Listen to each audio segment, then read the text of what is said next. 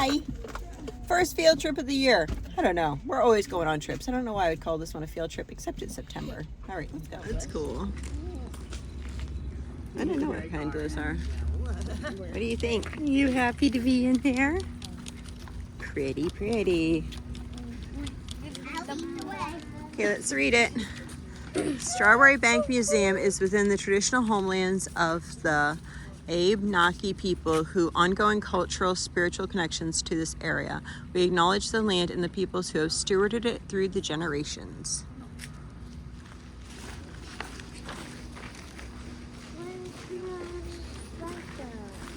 I put it in the stroller. Ooh, look, it's like a secret garden. Yeah. Ooh, this is pretty. Oh, look how pretty this is. Why the water? To be pretty. We'll walk around. Ooh, look. Do you want to walk around? In it.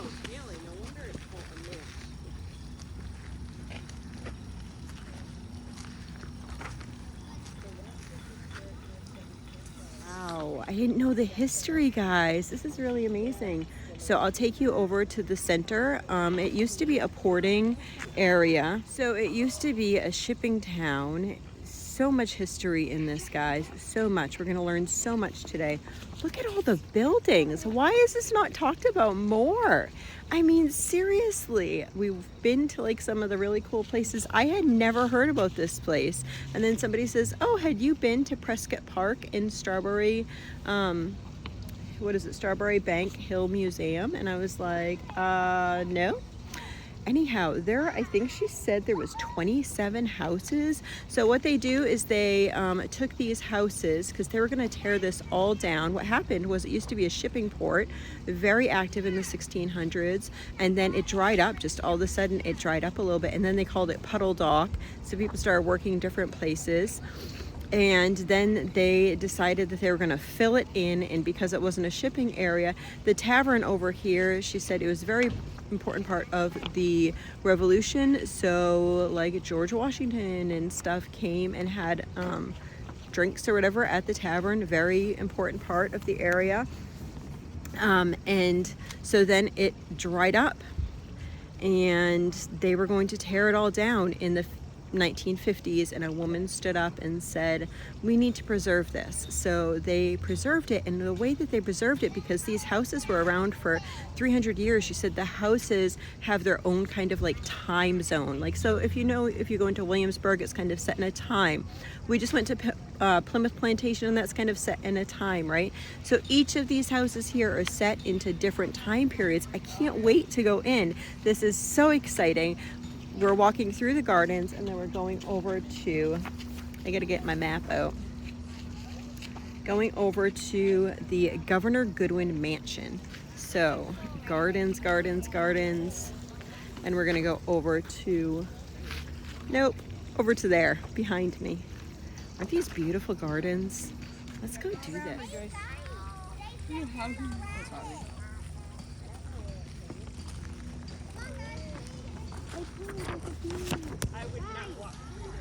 You missed the bunny rabbit.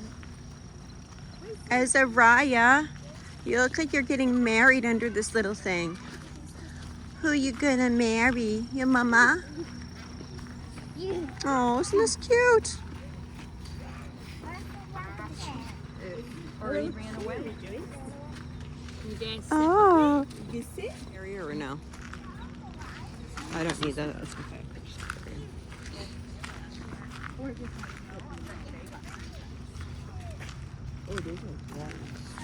Is this one handicap accessible or no? Blooming so late in the fall. Is this blanket flower over here? Here, I'll run with you. Ready, set, go. I read that whole thing. Oh, look at welcome to the Victorian Children's Garden. This garden brings late 19th century to life. Every plant, bench, and tool tells a story of time, how people lived and worked, what values and customs there were, and how their environment influenced their way of thinking. What stories do you see in the garden today? You're trying not to touch the grass or the dirt. So hop back. It's not a bee, it's a type of squish. Oh, no. It doesn't come off. It doesn't come off. It's a sundial. It's a sundial. It tells the time. What does it do? It tells the time when the sun's directly on it. Oh, you know what that is? Is the loofahs. Aren't those loofahs? Don't touch them. Hey, If you touch you can make little birdhouses out of Oh, them. they have tomatoes. So they're light and feathery. That's why they wouldn't fall off. Yep. Yep. Beautiful. Good job counting. Wow, that's cool. Can I come in and look at it? Oh, this is so cool. Oh, when we buy a different house, are you going to build one of these for your sisters, Isaac? Like mom and them down here, but there will be our space, you know. Yeah. Apple over here, Mommy. There is. Not a real one, but a fake one. Like you can touch it. Do not do that. You can touch it, Rachel.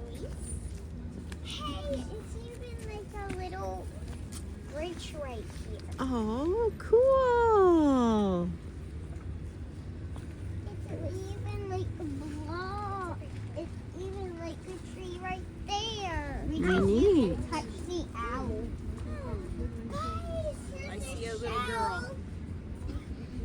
Mommy, over here. It's a white shell. Oh, it's like the shells you guys got at on the Cape. Cool. So Yeah. She looks like she belongs here, huh? See the sedum? And the bees are helping the flowers because I just saw a bee. They just There's a bee. Mm-hmm. Lots of bees. Nice. It's going. So the very unique thing about this museum is that all of the houses are from the area, and the time period that they were built were from mid 1700s to mid 1800s. Yet they interpret each of those houses over a 300-year period. So this first house that we're going to look at, I took notes. Actually, it's from the Strawberry Bank website itself, so you can go read this yourself. It was built in 1811, and it is an interpreted year of what it looked like when it was 1870. So it was moved to Strawberry Bank in 1963. The Goodwin mansion served as a home of Ichabod Goodwin and his wife Sarah. Ichabod started his career working in a counting house as a teenager and later became a supercargo overseeing ship's cargo and ensuring its sail. He worked hard and soon became the captain of his ship. However, in the advent of the railroad, Ichabod decided to give up his life at sea and focus on merchant activities. This included acquiring southern cotton picked by enslaved Africans for northern mills. He served as the president of Portsmouth Steam Factory, which was one of those mills. Ichabod and Sarah married in 1827 and purchased the mansion in 1832, where they went on to raise 7 children in this house. Sarah spent her days looking after the children. She wrote, she planned an elaborate garden. The gardens here were beautiful, as you can see, which Strawberry Bank recreated where the mansion stands today. How cool is that? Not only did they recreate the house into that time period, they recreated the gardens into what she did. How beautiful. Goodwin was elected governor of New Hampshire in 1859 and 1860. So that is one of the few buildings that was moved to Puddle Dock. It was built by a federal style and it still retains much of its federal woodwork. However, several Greek revival changes have been made over the years, including the addition of a coal burning grates. and marble mantelpieces. A significant modification was made to the building after 1850 when gas was first introduced to Portsmouth. This can be seen in the parlor. Oh,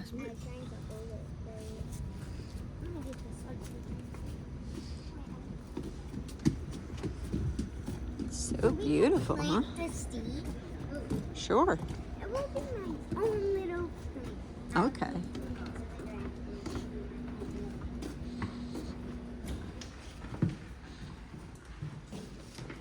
We went here first because the Goodwin mansion is only open for a portion of the day. Although you can see here that it's handicap accessible by the ramp on the outside, it really is meant to go through the opposite way, and most people were coming in through the main doors, which you'll see in a couple minutes.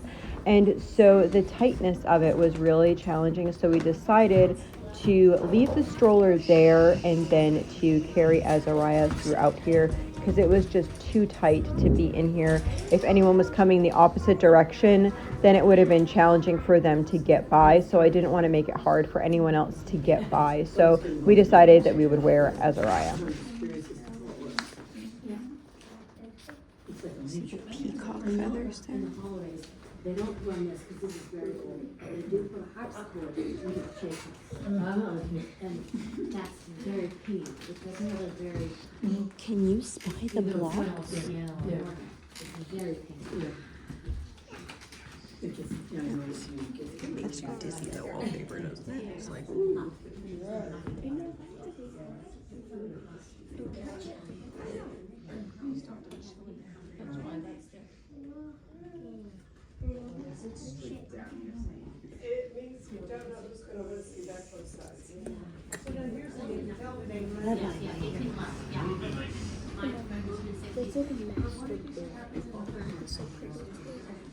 that is pretty, huh?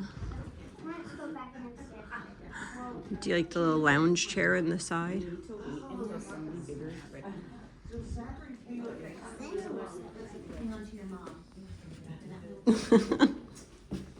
You could see the gardens outside too, huh?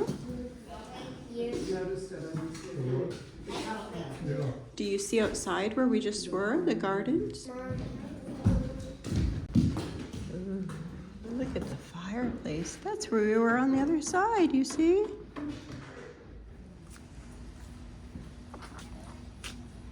Sit there all day. Sit on there, Mom. So Penhallow House was built on the southeast corner of Court and Pleasant Streets. It was moved in 1862 to its present location on Washington Street and renovated in the saltbox style that was the time. Its distinctive slanted roof makes it the only saltbox at Strawberry Bank and only one left of the few left in the city of Portsmouth. The house namesake Deacon Penhallow was a justice of the peace in the last half of the 18th century. It has been speculated that his courtroom was located at the southern end of the first floor. Looks like they might be working on that one, and then we're going to go into this next one over here. I'm not quite sure what it is. SAACC at 25.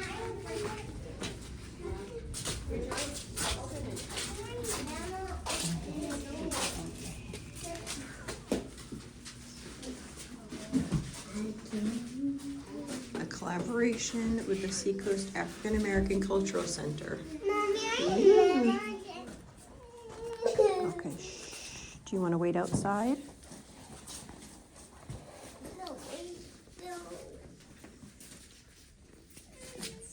Look at all the beads on this one. You see all the beads? Oh, look at that. I love that one. Mom, can I wait outside, Mom? Yes. By myself. With Cheyenne.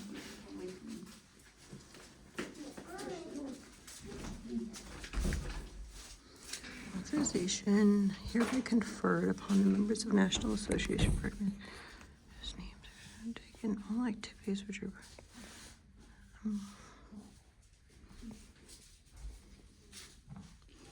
Oh my goodness, isn't that the cutest?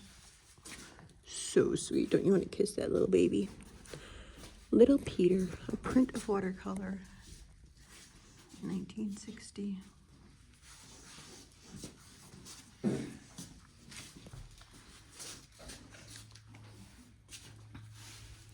SAACC was born from solitary people, helping people to get by, making better lives for themselves and their families, and tell the story of the Black experience in the seacoast and beyond.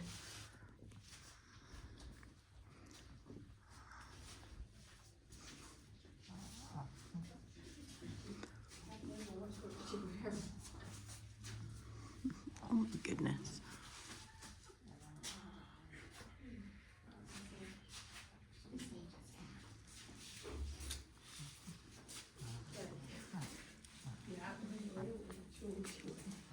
Please don't rub your hands on my glass.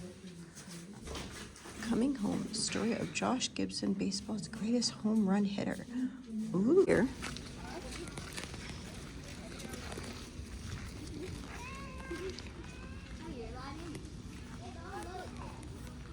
It's like rhubarb.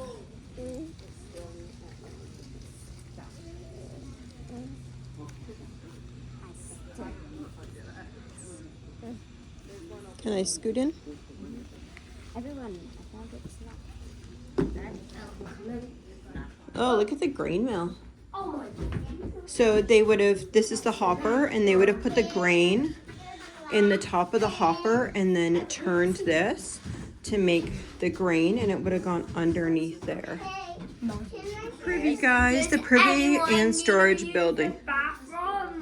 Does anyone need to use the bathroom? Let's see, what's in there? Oh, you would sit on the hole to go poop or pee. You would. Why do you think some are short and some are big? I'm in the big one, I'm in the little. I just looked inside the toilet and somebody really did poop in my. For real. Yes, for real. Then how did they shut paper? Then how did they shut the door? They shut it. Hey, there's 2 toilets on. Would you want to sit next to somebody to go potty? Oh my God. 4 people could go potty at the same time in here. How? 4 holes, right? Yeah, you just gotta 2 big, push 2 people, 2 small. Okay, I was totally wrong. My son corrected me. Thank you, my son. So this is not for grain. This is for apple cider. So the apples go on the top, and then the press is down here.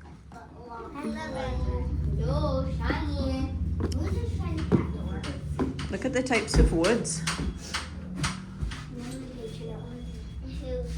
I saw one way over there. Ooh, cool. Look at the wood stove, huh? Hard to see, there's glass.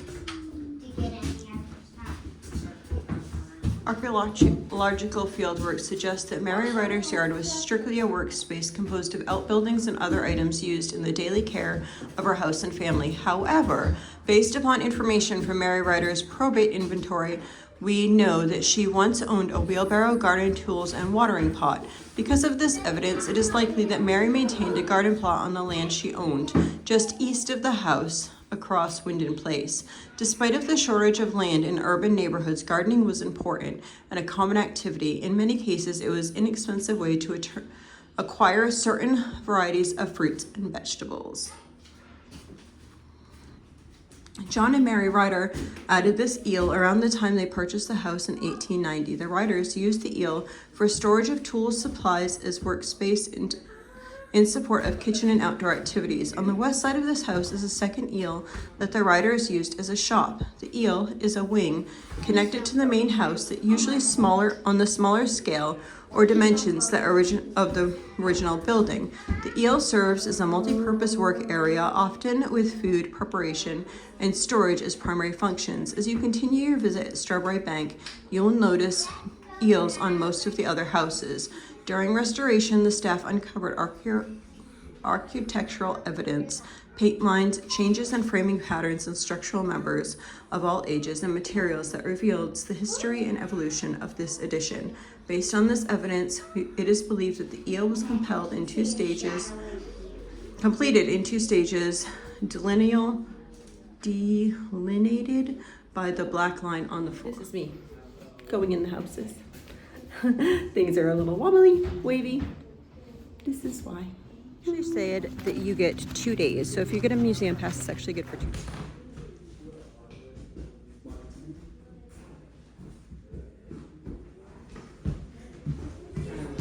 What? Oh. What are you doing?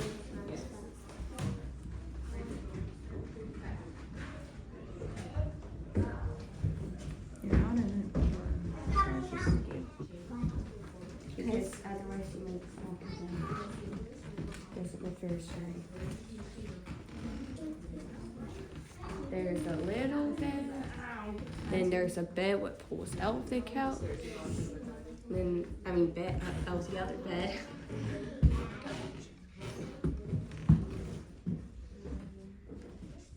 Go outside. What if it's the winter time? Who's bedroom? This bedroom. This is a little. And you see that little pretty pot on the ground? That's where they pee. Yes, that is where they pee. Out in the winter cold. So pee in the nighttime. That's so disgusting. It's so gross. I don't want to look at it.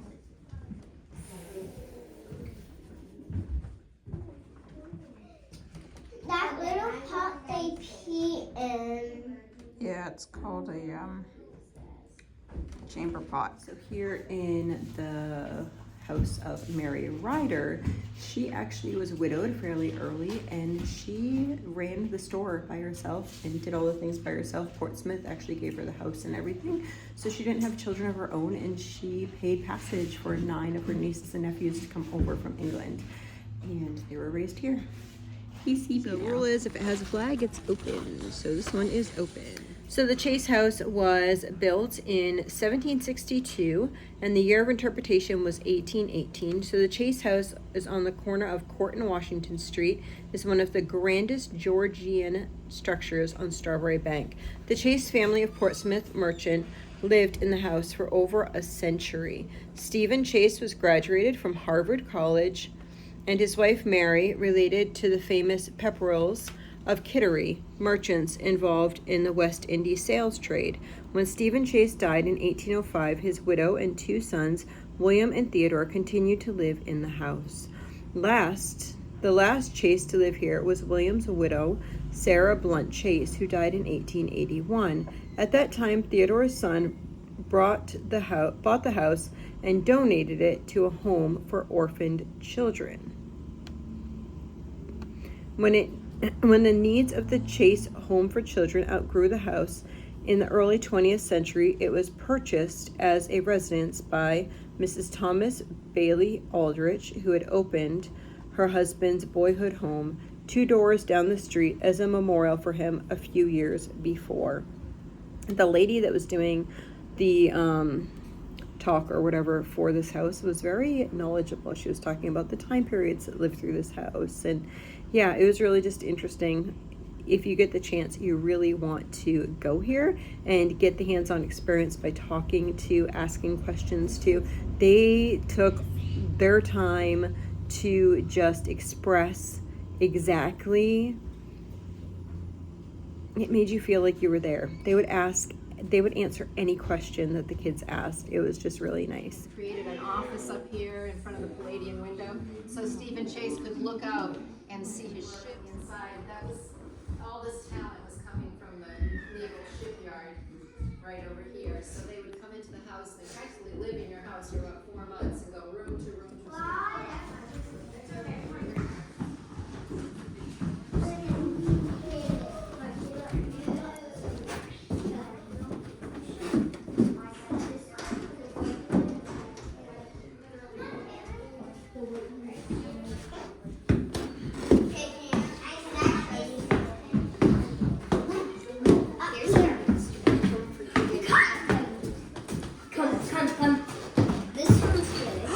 Would this be your bedroom? This would definitely be mine.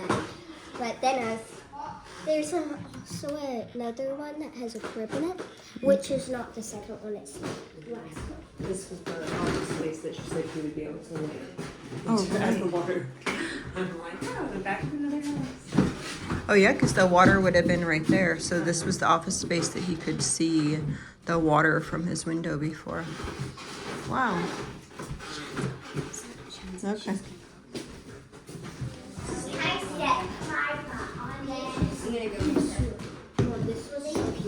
This one even has a crib. Oh, this, look at the crib. Have you seen that desk? The desk. See that big giant. This is awesome. I like this bedroom. You should see that bedroom. They have a bathroom. Probably I was thinking, oh, this one might be I love the window seats. Look how pretty the window seats are. And that big what they take baths in. Okay. That big pot right there. Ooh. This one's also nice because look at that crib. And this one has a cradle. I know, it's so cute. And then you have to go pee in the pot. And the chamber pot, yeah. They would have to go pee in that then. There's like a little and that and a shoe and we can pee. There's also that shoe. Wow. I was like to show that would go all thick for us. I think there's more rooms up there. Actually really interesting. She was saying the first 3 rooms that we were in this house, even though this house was, it was actually built for a governor to come over from England, but the Revolutionary War happened before he actually was able to come over. So then a captain came here, and even though they're a really wealthy family, they closed off the front 3 rooms and lived in those rooms. And they would live in those front 3 rooms for the winter. So these rooms would have been closed off during the winter time, and also merchants and stuff would come in and stay with the family.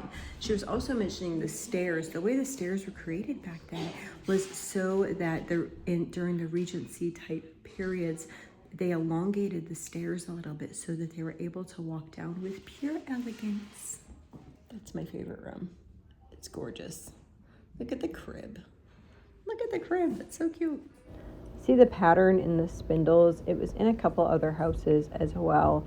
So it would have like the swirly, and then I don't know all the technical names of the types of spindles, but it was a unique style. Let's see, this is the Jones house. Are you getting a whiff of skunk? Even though Aldrich was known for his practice of cheating his Native American trade partners, Don't do that. when the Penhallows objected to Aldrich putting his hand on the scales as a counterweight and to weigh his in favor of the trading, he told the Penhallows that his fists weighed exactly a pound, so they were not being taken advantage of. Even though they were well aware that Aldrich was blatantly stealing from them, the Indians nevertheless continued to trade at his post because it was the closest trading post to their homes. The practical choice to deal with Waldron was made not only because Waldron stocked England's fine trade goods, but also because the Penhallows were weary of Waldron and most of the other English settlers, and needed to keep an eye on them in order to know what the English were doing. Trust was hard to come by. When King Philip's War broke out in 1675, the English leaders in Boston accused the northern Abenaki tribes in Maine of allying with the Wampanoag tribe against the English. The English colonial government was also worried that the peaceful Penhallows might ally with the other tribes and become a very real threat to the English colonists in New Hampshire. They sought assurances from the Penhallows that they would remain peaceful. Formed a committee to represent the English colonists who lived in New Hampshire.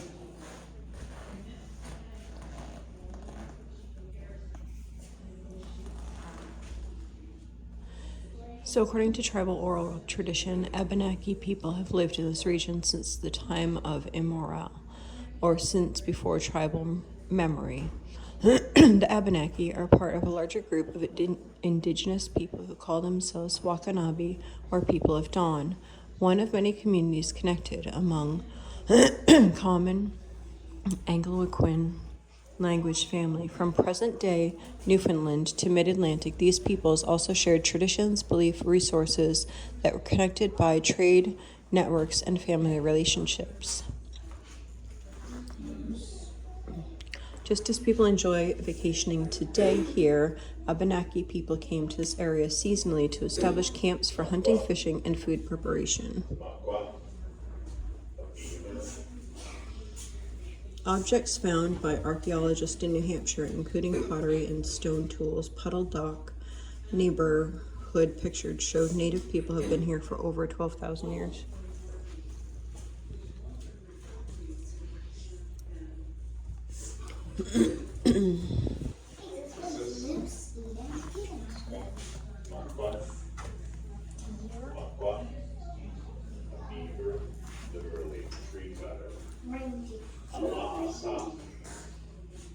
In 1600s, English colonists began to arrive in the northeast, bringing foreign people, diseases, animals, and plants of the Abenaki homelands. During violent conflicts across the northeast, many native people died and others were removed from their homelands. However, many Abenaki people remained and adapted, showing strength and resistance.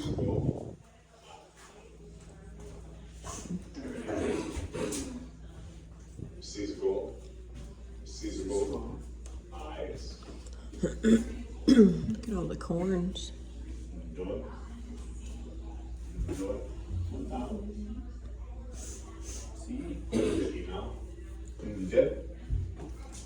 This one's weather. It's a cop. Cop. It's cold. Kazabaka. Kazabaka. It's hot.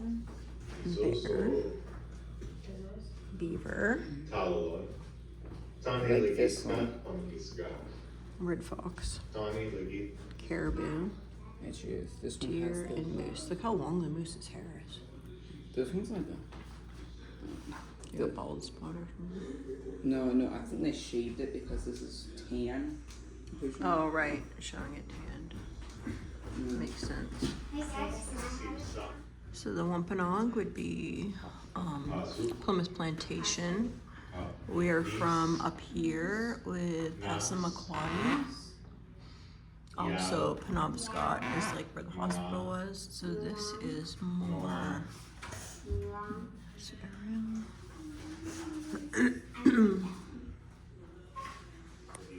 Abenaki creation story, the ash trees. When the owner-creator made the world, he made mountains, the trees, and the animal people. Something was missing. The earth was not complete. He decided it was time to make the human beings. He looked around for the something to shape them with. There were stones. He piled the stones large and high, and breathing wind of life into them, he stirred the spirits of the stones to wake. Owner-creator tried again. Oops. This time he chose to shape the people from the ash tree. These people of ash were growing and green in harmony with their mother, the earth. Their skins were soft and they breathed all in their life. They shared their breath with all living things. Their limbs were supple and strong. They danced like leaves in the wind. The stones rose and began to move, and the large and strong, they walked on the earth with a terrible power. But they were hard and unfeeling. They did not care where they stepped. The owner-creator was not pleased. He shook the earth until the stone people were destroyed.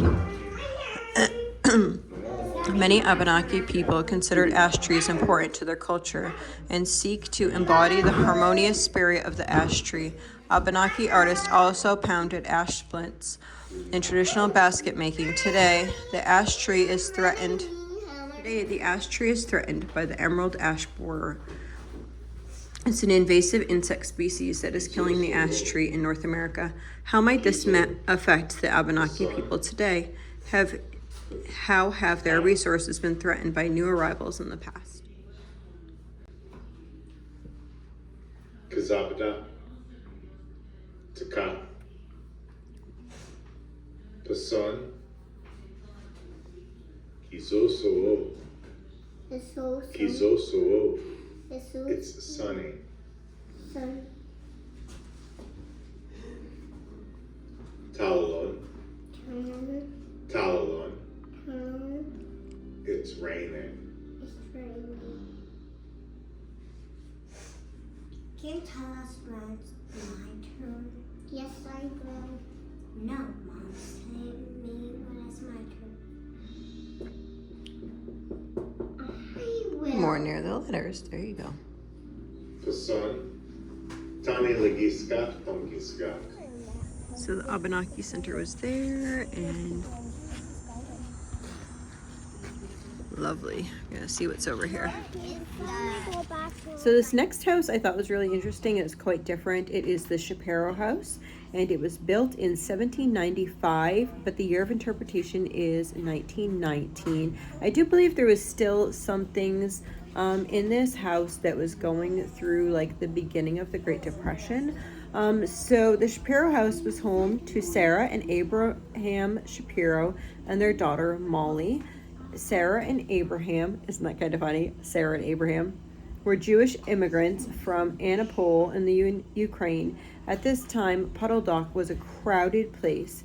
Many houses that were once single families were converted into apartments where people from all different countries lived side by side. Downtown, horses and buggies were still traveling the streets, but automobiles were starting to become more a common sight. So she was talking about getting ice delivered to their ice box, and you can see that in the kitchen thing. I also asked about keeping like the milk and the meat separate, how they did that. They just had different containers for that, and they would have different shelves in the ice box for that.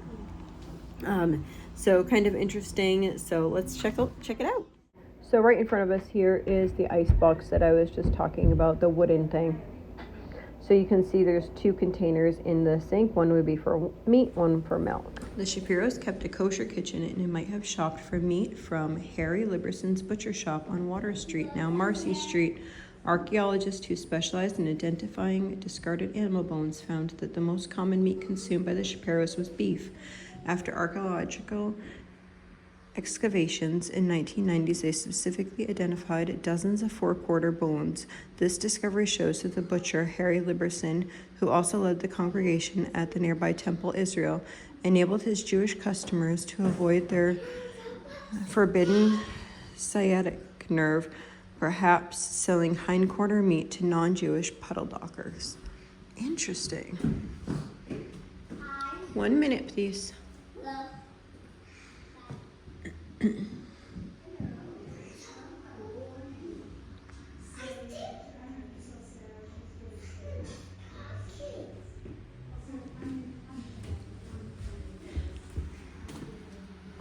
think someone's talking. Shapiro family.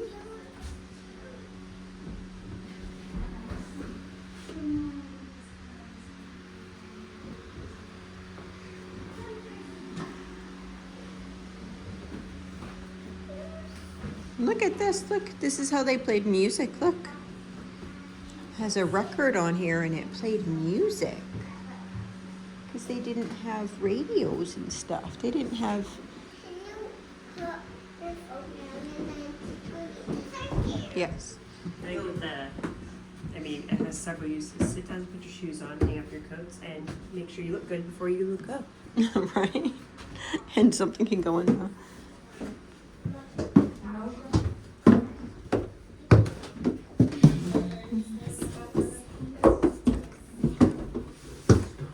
Did you see the record player downstairs?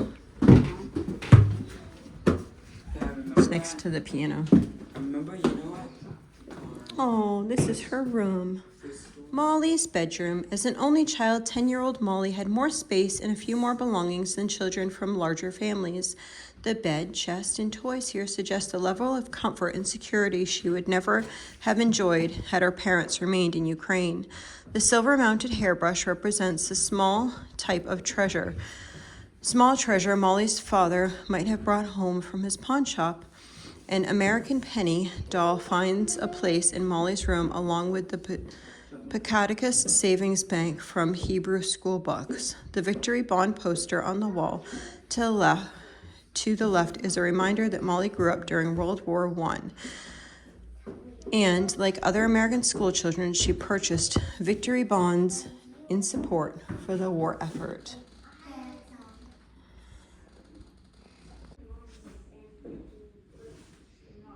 Molly Shapiro.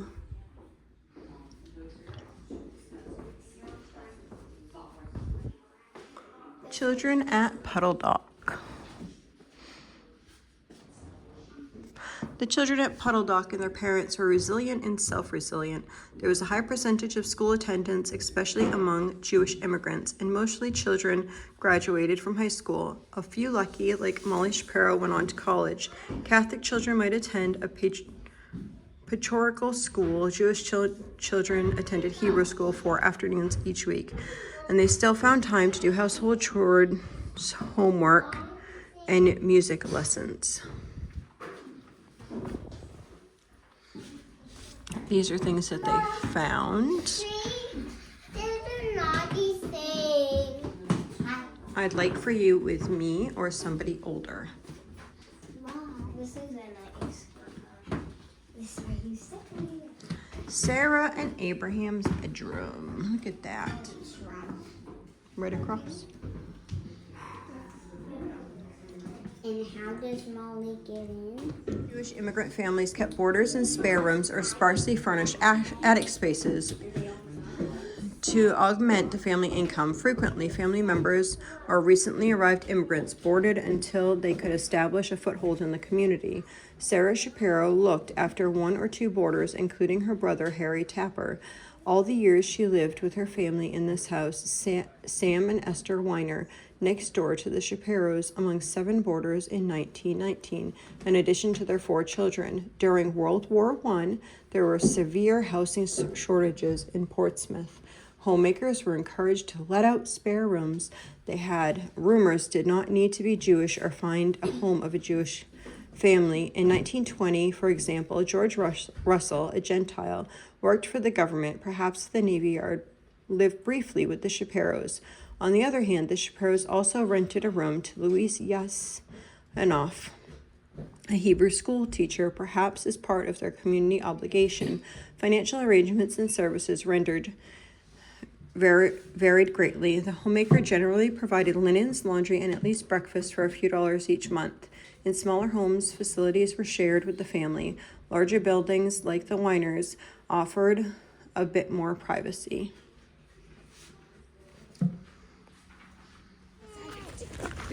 Thomas Bailey Aldrich house. Okay, then hold on to my...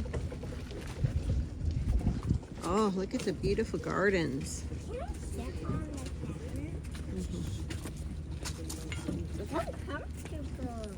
Look at that bee on the flower. It's like bobbling it down. Let me see it. I wonder if I can zoom into it.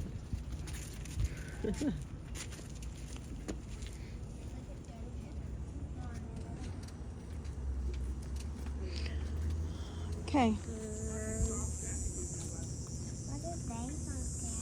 So the Thomas Bailey Aldrich house was built in 1797, and the year of interpretation is 1909. So Portsmouth merchant Thomas Bailey purchased this house in the first quarter of the 19th century. His grandson Thomas Bailey Aldrich visited his grandfather's home as a child and location where he set his fictitious novel, A Story of a Bad Boy. Although born in Portsmouth, we have not read that yet, but I'm going to, now that I need to mark that in my brain again, I'm going to look that up. Although born in Portsmouth, Aldrich spent much of his youth in South and New York City. As a young author, he found his first publication success in 1855. He joined literary circles and would see him to form friendships with Edwin Booth, William Dean Howells, Mark Twain, Henry Wadsworth Longfellow. He succeeded Howells as the editor of the Atlantic Monthly, today known as The Atlantic. Upon his death, his widow, Lillian, purchased the Aldrich house and created a memorial to her husband. Each room was faithfully recreated using imagery from the story of the bad boy. Thomas Bailey Aldrich House Museum was opened in 1908, and Strawberry Bank restored it and reopened in 1990s. So I think that this is something that we are going to read that story and see all about him as well. So another little rabbit trail to go off on.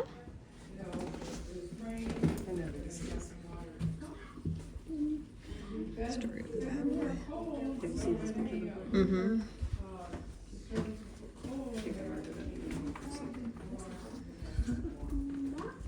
Coffee grinder. This is Look at their side stairs. They have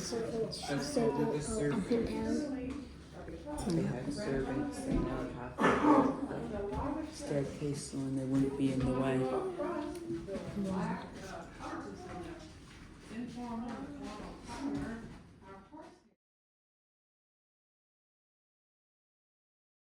Find him? Is he in there? Is there a dog in there? Yeah. Find him for me. What color is the dog? Is he brown? Is he white? There's no dog in All the holes in the roof are for umbrellas, canes, and then the part where it would be the doghouse, that's where you put your rain boots. And in the olden days, they used to call them galoshes.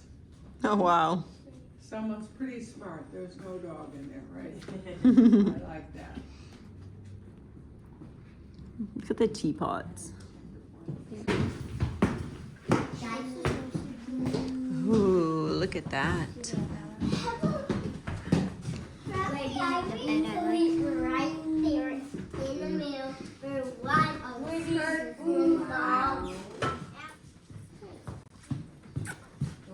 This is so cool. Oh, can you see umbrella? Wow, that's cool. Umbrella. If it's not open, it is open. It is open. Is the door still open? No. That's probably his room right there. That right there is probably his room. No, this is this one. What Birds. is the room? She said birds with red dots. And you counted all the red dots. That would have been a big linen closet, huh? So they redid the linen closet for his room. Come on. This is I love that comforter. Mom, this is like my bedroom, Mom. That's your bedroom? Mom, this looks like my bedroom. This is your bedroom? Where's your bed? That's my bed, and that's my drawer, and that's my rug, and that's my rug, and that is my toy. Wow, it's very beautiful. And that is my stove, and that is my tea towel. Wow, and my food. This one's so small. It used to be a linen closet, they said.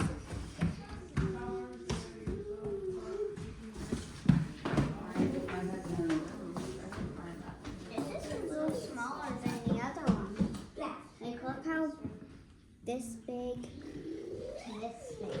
like this big.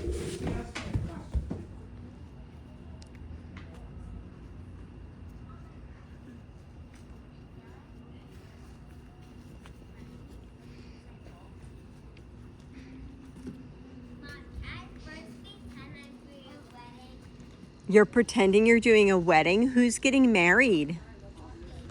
You are? Oh my. Can I join your wedding? Azariah, if you were a little bigger, I think they'd want to marry you. Because he's a boy. You're going to be in trouble? Yeah, all these sisters. Yeah. Pretend Isaac's a boy. But it's not quite. Yeah. You know The what I mean? flying stagecoach. Politics. Oh, this is really cool. You know where this is? Is this the tavern? Pitt Tavern history. John Stavers came to Portsmouth from England in 1755 at age of 41. Almost immediately, he opened the first tavern at the sign of the early Earl of Halifax. By 1766, he built this building as a new tavern bearing the same name and design. At the time of the American Revolution, the response to pressure from patriotic citizens, the name was changed in honor to honor William Pitt, a staunch defender of liberty. The role of Stavard's Tavern in the community is documented in newspaper articles and advertisements, as you can see here. Many famous people, George Washington, John Adams, were in this tavern before. Pretty cool, huh? All right, let's see.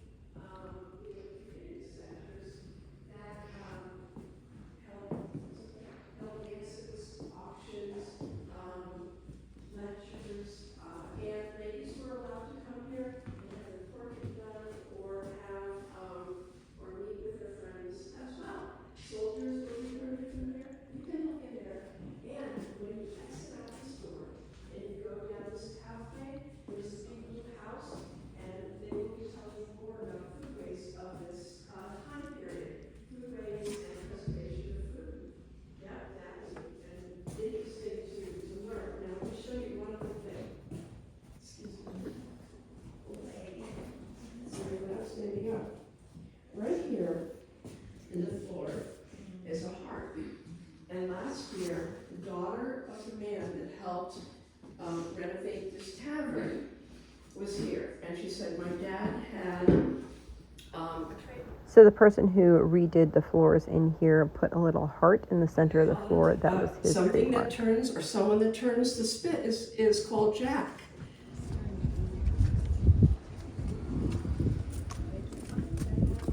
I just want to check it out in there. Mom said we'll check it out in the. So it's final summer sales. Can you go in there? That's cute. Can we get something from here, Mom? I don't know what they are.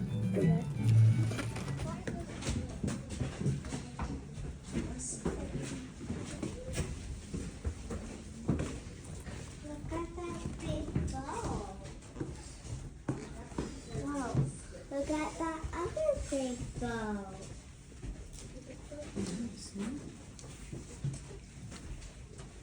She says, I can always pick him up. It's not like I'm carrying other stuff. My front arms were empty. The apple orchard there.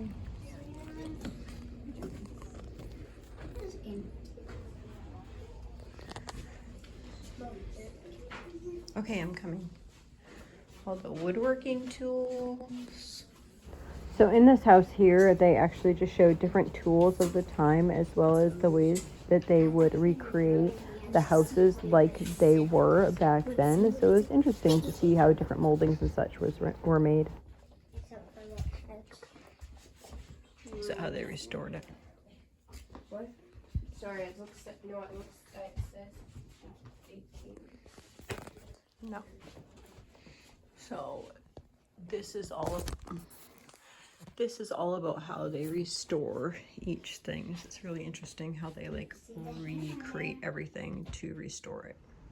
So in the wheelwright house, you won't see too much of that in here, but they do a whole food demonstration. She had made apple pies on the open hearth.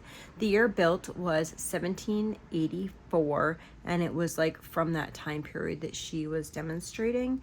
So it's she was just really good. She was hands-on. We sat in there. She was ready for questions and answers. We sat in there probably for 15-20 minutes. We spent quite a few while in there.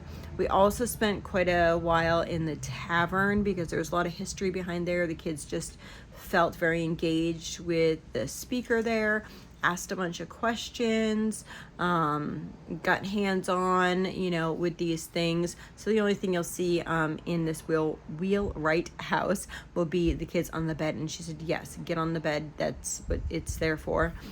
So they were able to do that, which was exciting. Another place that we spent a lot of time with was the man who was in the Dinsmore shop. A lot of my children were actually there while I was taking people to the bathroom. Somebody else didn't get a chance to use the old-fashioned phones.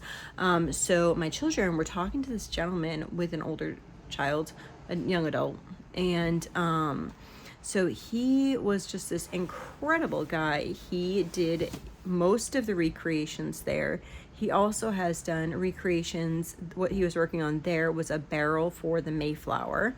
So he had been working on many recreations for that. And it was nice because we'd just gone on the Mayflower. And so like for the kids to see like that recreation happened somewhere, and this is where it had happened, and this is the gentleman who did it, and just the skill, the lost art that this gentleman had was just amazing. And he was such a friendly guy, telling the kids all about it, engaging the kids, asking questions, going back and forth, letting the kids ask any questions that they had for him. So yeah, they probably spent 40 minutes talking to this guy.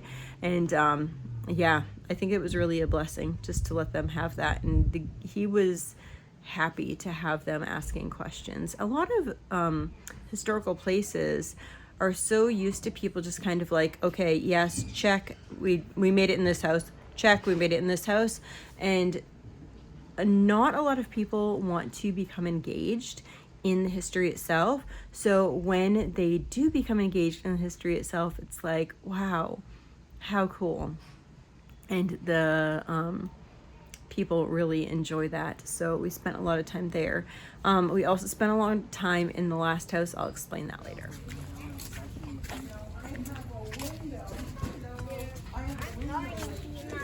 Is that fun?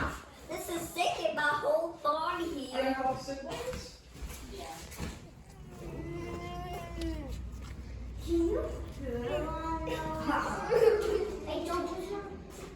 Voices from World War II. Hold on there for me, 10.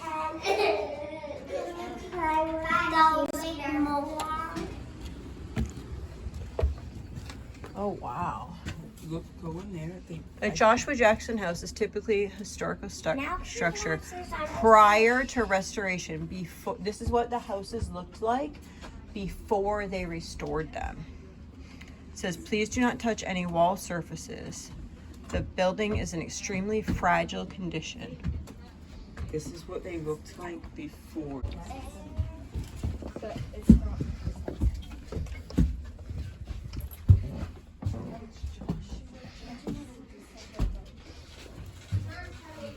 It said don't touch the walls. It says don't touch the walls. You just walked through and you slammed me. Excuse me. We're talking nice to people, okay? I want you with me, please.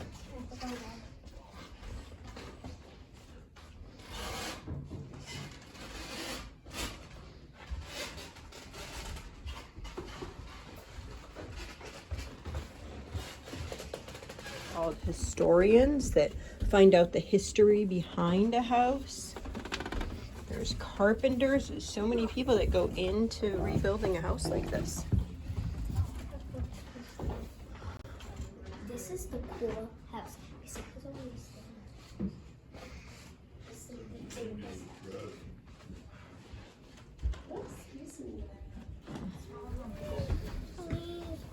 What would they have bought here?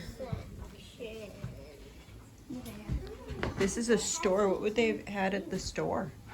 They would have got nails. Oh, they sold sugar here. Who sees the sugar? I see it. Me.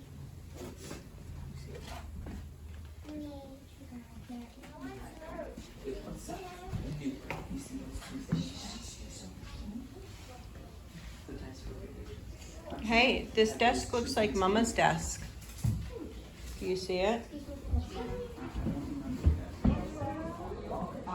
And then the 1950s. This is from the 1950s. This is like when Grammy was here. Oh, the stove looks familiar.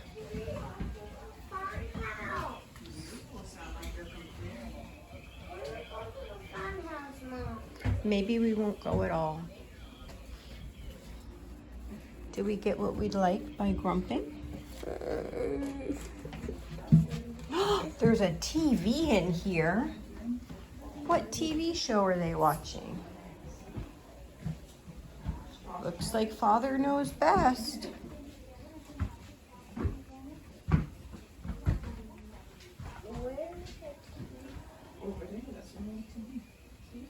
Right there, and it has a TV on right now.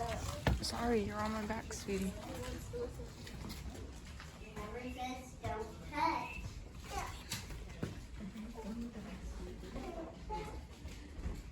That eagle face. Look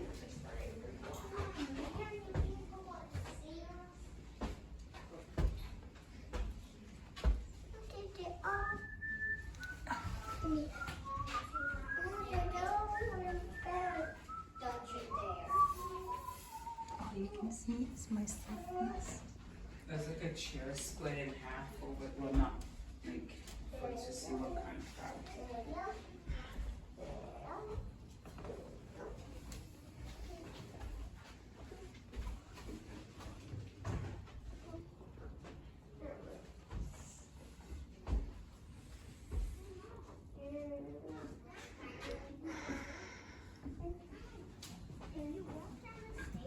Come here.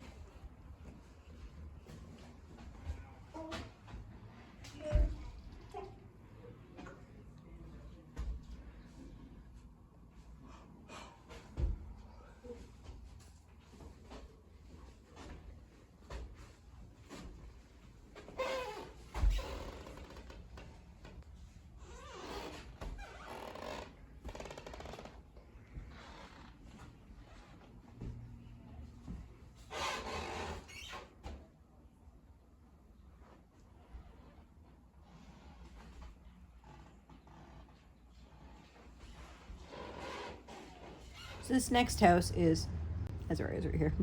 This next house is all hands on.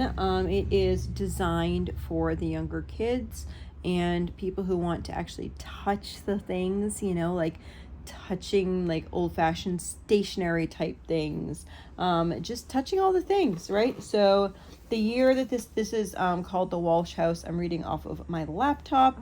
Year of interpretation is 1800s. It was built in 1796. It's located on Washington Street. Let's see.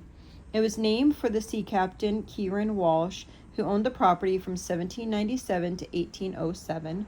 Walsh, who lived in Portsmouth from 1782 on captain ships, I know, and successfully traded in New Hampshire lumber in the West Indies. Goods traveled to ports around the Atlantic. While successful in his trade, Walsh was in a dangerous occupation, battling restrictive Spanish trade laws, trying to avoid the British Navy. In 1799, he lost his ship and her cargo after the encounter with the British man of war. He died on the voyage from South America to Charleston, South Carolina in 1807. In 1969, the house was moved 80 feet north of its original location and was placed on a new foundation. The hands-on exhibit of the Captain Walsh House creates a full a fully immersive experience that brings the world of sea captain and his family to life in circa 1800s. And it really was. So they have like these little questionnaires so that kids or whoever wants to try to find out how many people were in the family and what happened. So there was actually 7 people in the family, although 2 of the boys looked like they were out to sea quite a bit. Yeah, hi Bubs. He likes to be a part of it all. So yeah, it was really hands-on. The person that they had in that house would answer questions about anything in the house, which was lovely. And so, yeah, it was a blessing to be able to go. We knew that house, they told us in the beginning that house was very hands-on, so we chose to do that one last. So you notice probably in the last couple houses that we're in, we have somebody who's getting a little whiny, and that is because she's like, I just want to be done. And I'm like, but there's a fun house at the end. And so she was asking, can we go to the fun house? And I'm like, yes, in a couple minutes. I think that it's great to have all your children of all ages go to these types of experiences, even though some of the younger children do get tired and it had been a long day. I think we were actually here from about 10 in the morning until 5 o'clock. So that's a long time, but there was so many houses and some people just got really engaged at certain places and I didn't want to break them away from that engagement.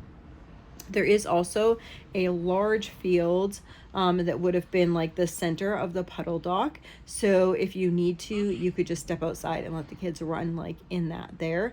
There is no animals on the property, which I honestly really like, unless it was a service animal. It can be challenging sometimes if you go to places like this and you're trying to listen and there's animals and stuff around. Just with kids, like it kind of brought it to my attention a little bit more the other day, is my kids don't normally touch somebody's dog or something like that unless they ask. They always have to ask, like, can I? Or somebody might be like, do you want to? And then they do. And one of my dear friends the other day, the lady said, if you want, your daughter can touch my dog. And so the daughter went to pet the dog and the dog bit her in the face. And so I guess I'm a little bit more leery. I'm like, no, we're not going to touch anyone's animals, even if we ask. So it just has me, double thinking those things. And another thing is a lot of times we like to sit and picnic on the ground. And some people are not so great. And it's not that I don't like animals. I do like animals. Some people are not very good about picking up their dog's poo. And so sometimes if you're trying to have a picnic and it's a highly trafficked area, there could be poo on the ground, which makes it inconvenient if you're trying to lay a blanket down. Not big things, but it's just nice. Ooh.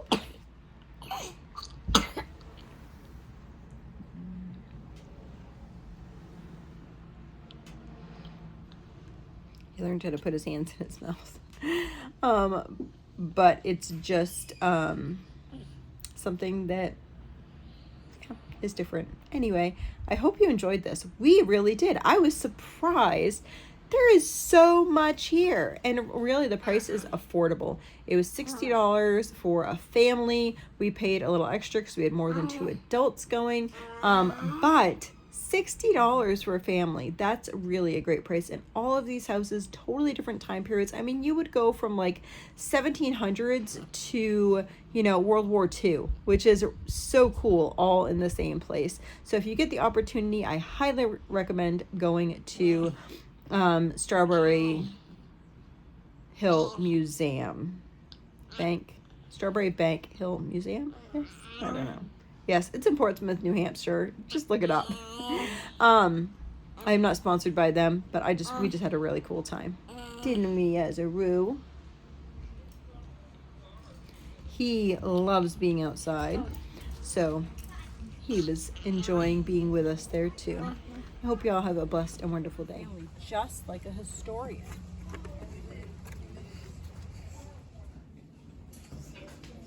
Yeah. Oh, you're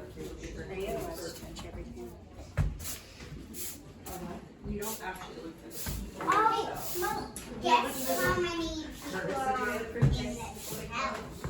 Are you looking for what's look further? My guess is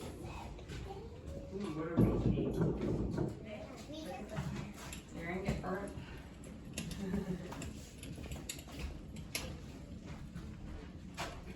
Hey, Mom. Do you break down How many people are there in the I house? said So you look for you. 5,000. Alright. I don't know how to. 5,000 you can buy. I don't think there's 0, 0, 0.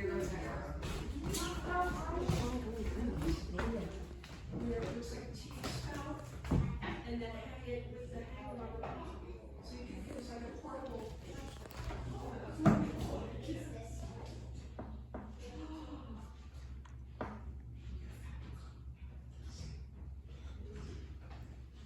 Received for Dr. Spalding, 1 bottle of Elizabeth was always nice to right on the knife.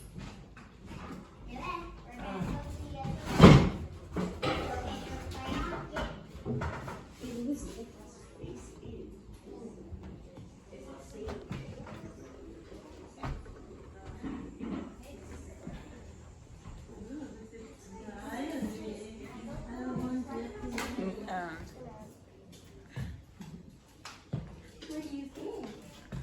What'd you find?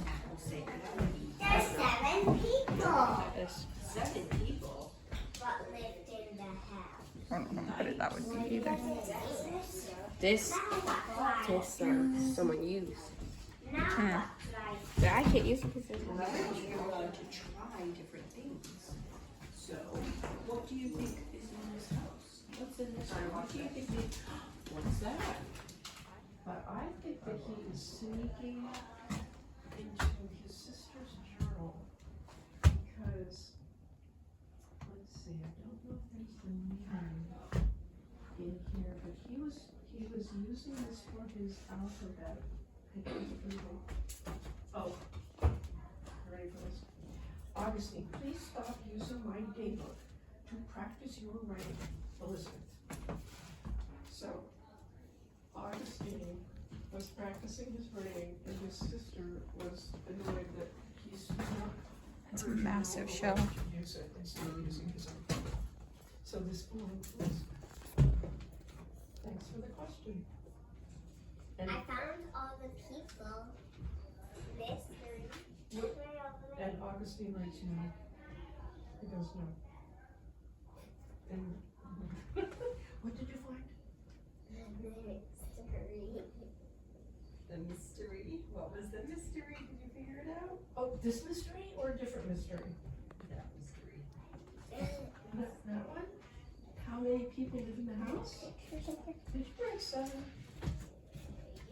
Yes, there were 7 people in the family. Now, the thing is though, that only the mom, Mrs. Walsh, Don't push on that.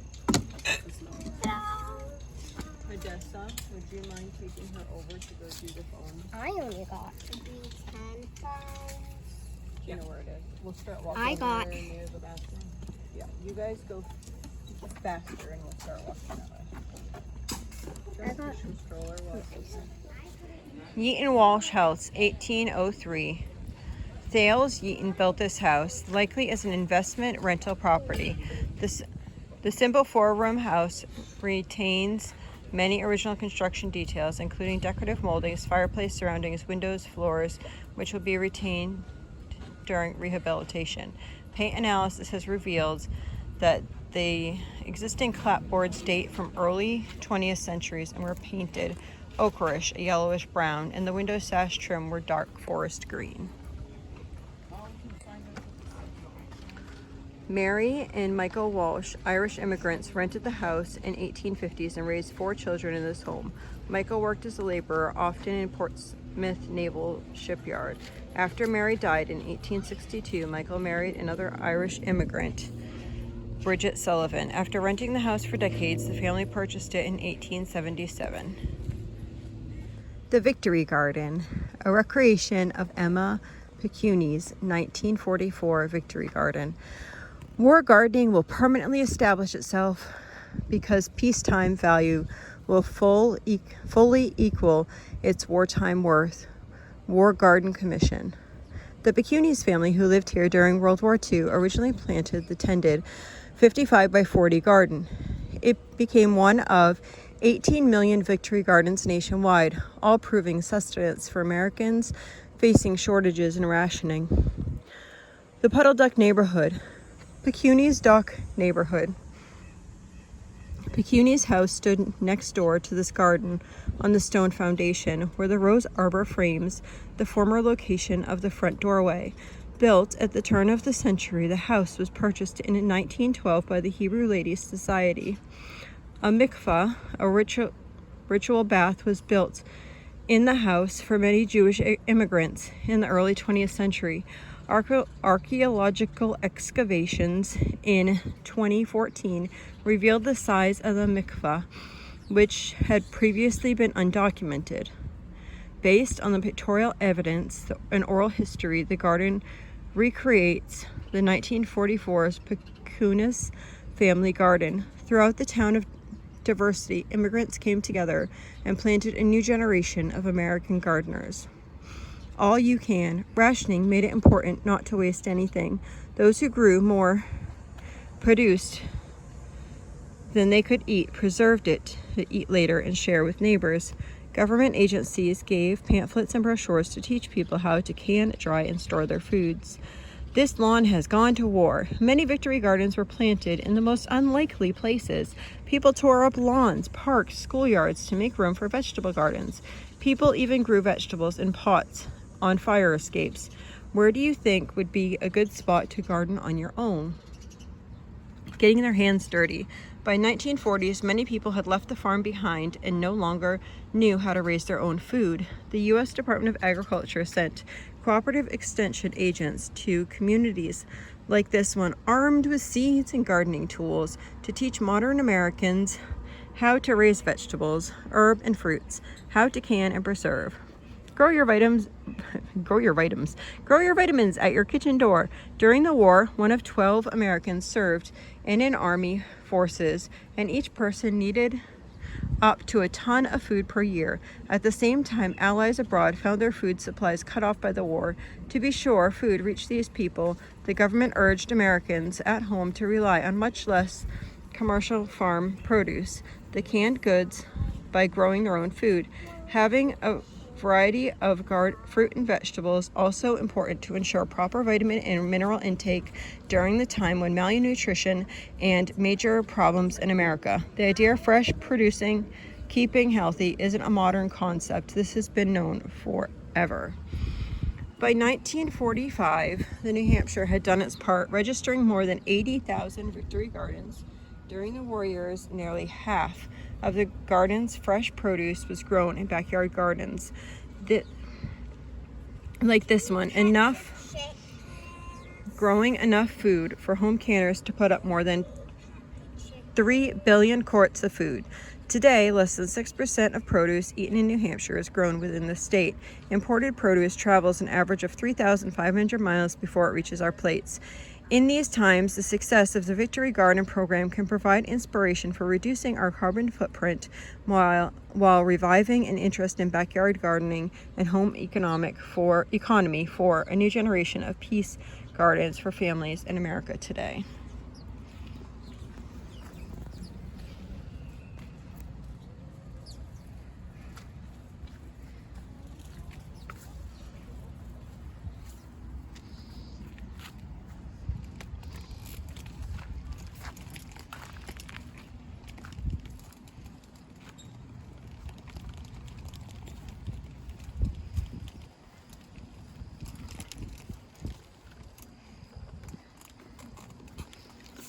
Attempting a one-handed amethyst, tomatoes,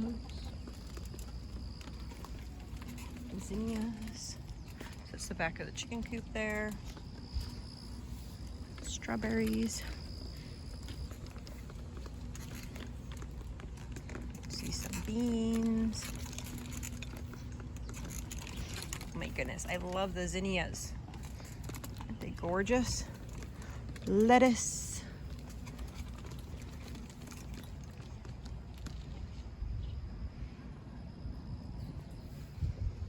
Those onions.